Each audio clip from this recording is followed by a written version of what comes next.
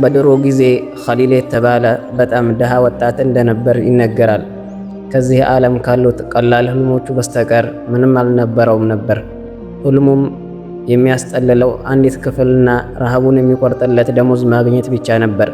ነገር ግን ይህ ቀላል ህልም እንኳ የሀብትና የስልጣን ቁልፍ ላላቸው እንጂ ለሌሎች እጆቿን በማትዘረጋ ከተማ ውስጥ ሊደረስበት የማይችል ሩቅ መስሎ ይታይ ነበር።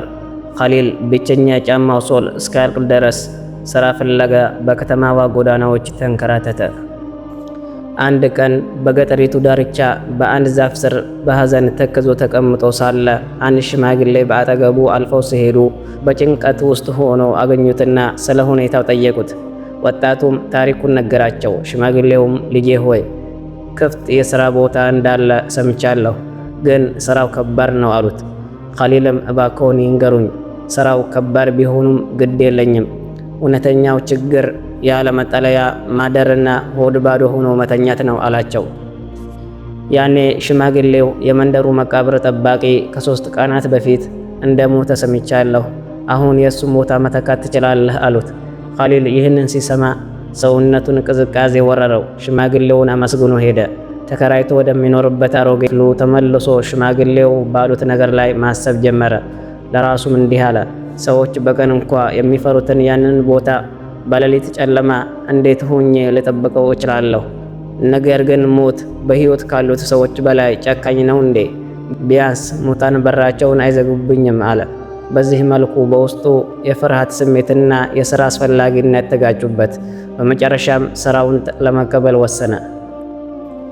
በሚቀጥለውም ቀን ለመቃብሩ ኃላፊ ወደ ሆነው ሰው ዘንድ በመሄድ ሥራው መኖሩን ጠየቀው። ሰውየውም በአግርሞት ተመልክቶት ሥራው አለ፣ ነገር ግን ሥራው በሌሊት መሆኑንና ቦታው በጣም የሚያስፈራ መሆኑን ማወቅ አለብህ።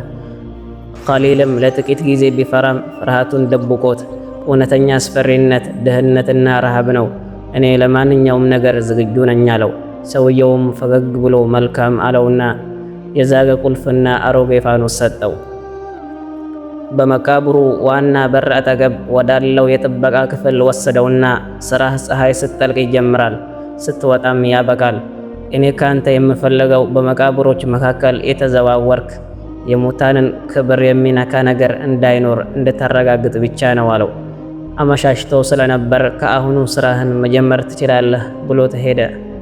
ኸሊል የተሰበረ አልጋ፣ ትንሽ ጠረጴዛና ወደ መቃብሮቹ የሚመለከት አንዲት መስኮት ባለባት ክፍል ውስጥ ቆመ። የመጀመሪያው ሌሊት የንፋስ ሽውታና የውሾች ጩኸት ካልሆነ በቀር በታላቅ ጸጥታ አለፈች። ኸሊል ከቦታው ጋር እየተላመደ መጣ። ከጥበቃ ክፍሉ ፊት ለፊት ሰዓታትን ተቀምጦ ጨረቃንና ሰማዩን ይመለከት ነበር። ነገር ግን ይህ ጸጥታ ብዙ አልቆየም። ጃቢር የተባለ ሰው ከተቀበረ በኋላ እንግዳ የሆኑ ነገሮች መከሰት ጀመሩ። ጃቢር ባለጸጋ ቢሆንም በጭካኔውና በስግብግብነቱ የሚታወቅ ሰው ነበር። በቀብሩ ላይ የመጡት ሰዎችም ከሐዘን ይልቅ እንኳን ሞተ የሚል ስሜት ይታይባቸው ነበር። ጃቢር በተቀበረ ማግስት ሌሊት ኸሊል ባልታወቁ ድምጾች ተረበሸ። ከክፍሉ ወጥቶ ቢመለከትም ምንም አላገኘም። ምናልባት በሐሳቤ ይሆናል ብሎ ራሱን አሳመነ።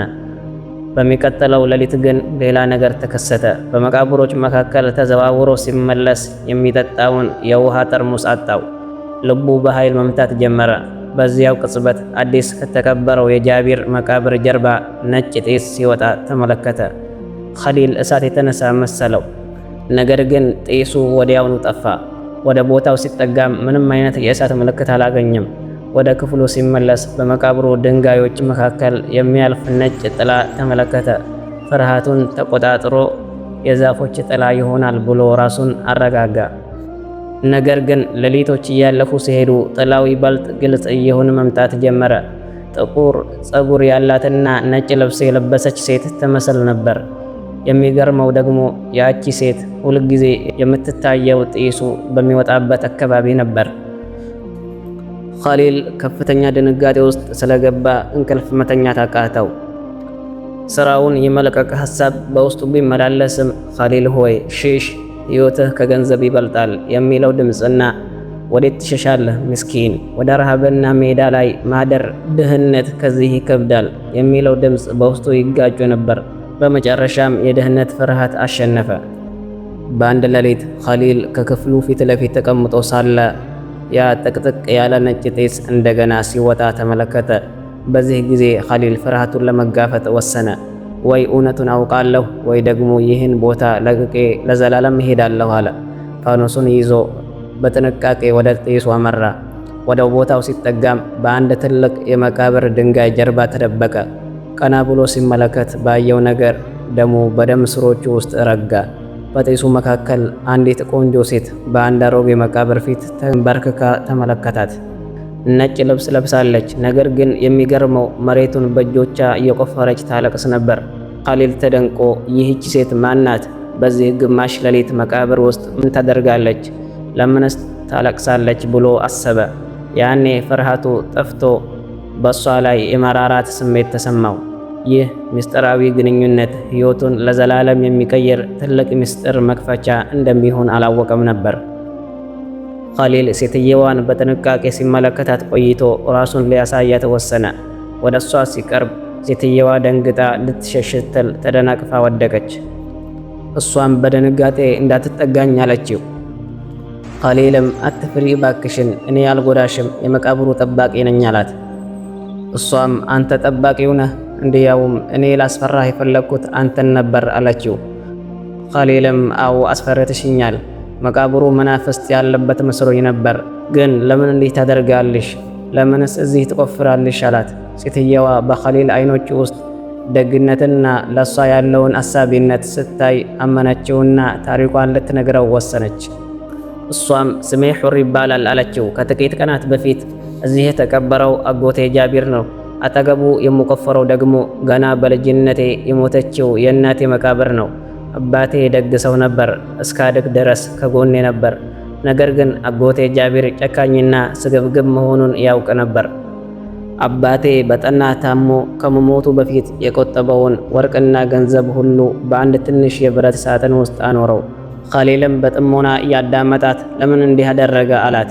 ሑርም እያነባች እንዲህ አለች፣ ምክንያቱም አጎቴ ሁሉንም ነገር ቀምቶ ከውርስ እንደሚያስቀረኝ ያውቅ ነበር። አባቴ ከመሞቱ በፊት እጄን ይዞ ሳጥኑን ከእናትሽ መቃብር አጠገብ ቀብሬዋለሁ፣ እኔ ስሞት ወስደሽ አዲስ ሕይወት ጀምሪበት ብሎኝ ነበር። ነገር ግን አጎቴ ጃቢር ቀደመኝ። አባቴ እንደሞተ ቤቱን ተቆጣጠረ፣ እኔንም እንደ አገልጋይ ያየኝ ጀመር። አባቴ ገንዘብ ደብቆልኝ እንደሆነ ስለሚጠረጠር በእያንዳንዱ እርምጃዬ ይከታተለኝ ነበር። ለወራት በአጎቴ ቤት በውርደትና በስቃይ ኖርኩኝ። ቀንና ሌሊት አገለግለው ነበር። በዚህ ምክንያት አባቴ የቀበረልኝን ሳጥን ፍለጋ ማውጣት አልቻልኩም ነበር። አጎቴ በድንገት በልብ ህመም እስከሞተበት ቀን ድረስ ተስፋ ቆርጬ ነበር። እሱ እንደሞተ ነፃነት ተሰማኝና ሳጥኑን ፍለጋ መጣሁ። ነገር ግን ስመጣ አዲስ ጠባቂ አንተን አገኘሁ።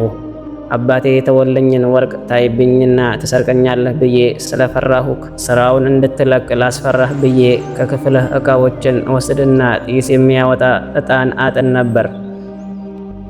በመቃብሮቹ መካከል አልፍ የነበረውም እንደ መንፈስ እንድታየኝ ነበር። ስላስፈራሁ በጣም ይቅርታ እጠይቃለሁ አለችው። ኸሊል በሷ ላይ ታላቅ ርኅራኄ ተሰማው። እሱ ካሳለፈው ስቃይ በላይ እሷ ማሳለፏን ተረዳ። ችግር የለውም እኔ እረዳሻለሁ አላት። አሁን የአባትሽን ሀብት ማውጣት አለብን አላት። ሑር በልግስናው ተደስታ አመሰገነችው።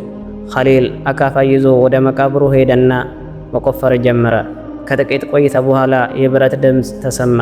ሑር ሳጥኑ እሱ ነው አለችና አብራው መቆፈር ጀመረች። ዝገት የለበሰውን ትንሽ የብረት ሳጥን አወጣት። ኸሊልም ሳጥኑን ተሸክሞ እስከ መቃብሩ በር ድረስ አብሯት ሄደ። ሁለቱም በታላቅ ደስታ ውስጥ ነበሩ። ፀሐይ ስትወጣ ኸሊል እስከ አሮጌ ቤቷ ድረስ አደረሳት። በሚቀጥለው ቀን ወደ አንዲት ታማኝ ወርቅ ቤት ሄደው አንድ የወርቅ አምባር ሸጡ። ዋጋውም ሑር ትንሽ ቤት እንድትገዛና ቀላል የቤት ዕቃዎችን እንድታሟላ በቂ ነበር። ከዚያች ቅጽበት ጀምሮ ሑር አባታ ከሞቱ በኋላ ለመጀመሪያ ጊዜ ደህንነት ተሰማት። ኸሊል ከስራው ሲወጣ አልፎ አልፎ እየጎበኛት የሚያስፈልጋትን ሁሉ ያመጣላት ነበር። በመካከላቸው ያለው ግንኙነት እየጠነከረ ሄደ።